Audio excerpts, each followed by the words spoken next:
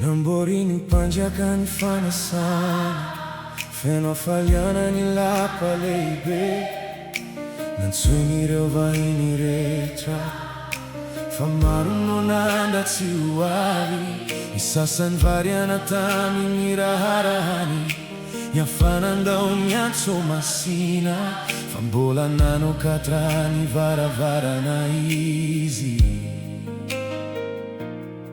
Miantso ny mahantra sy ny very lalana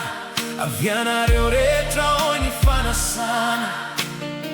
Fa efa vonona ny latabatra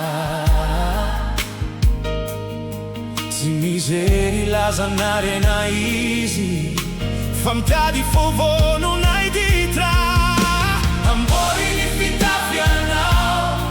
Ho an'ny fanasany zanak'ondry Fitafiana fotsy sy madio Voasasa tamin' rany zanak'ondry Tsy ampy ny voanjo ihany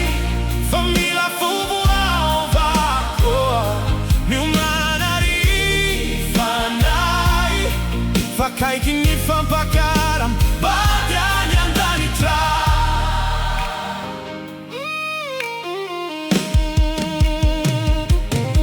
Tsy lehilahy tonga tao anaty fitra Namaly miantso izy nefa Tsy mitondra fitafiana mendrika Ho amin'ny fanasana masina Hitany mpanjaka kananontany Nahoana ianao no tonga eto Nefa tsy mitafy araka ny tokony ho izy Dia nanina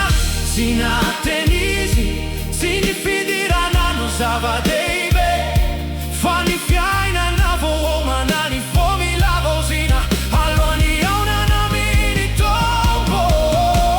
Ambory ny fitafianao Any fanasany zanak'ondry Fitafiana fotsy sy madio Voasasa tamin' rany zanak'ondry Tsy ampy ny voanjo ihany Fa mila fovoaovako Miomana rifanay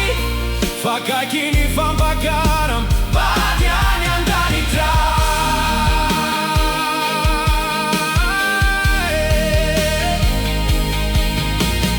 Tezitra ny tompony fanasana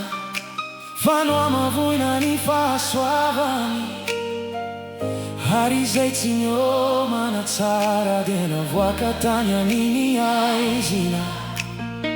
Maro no mandray ny antso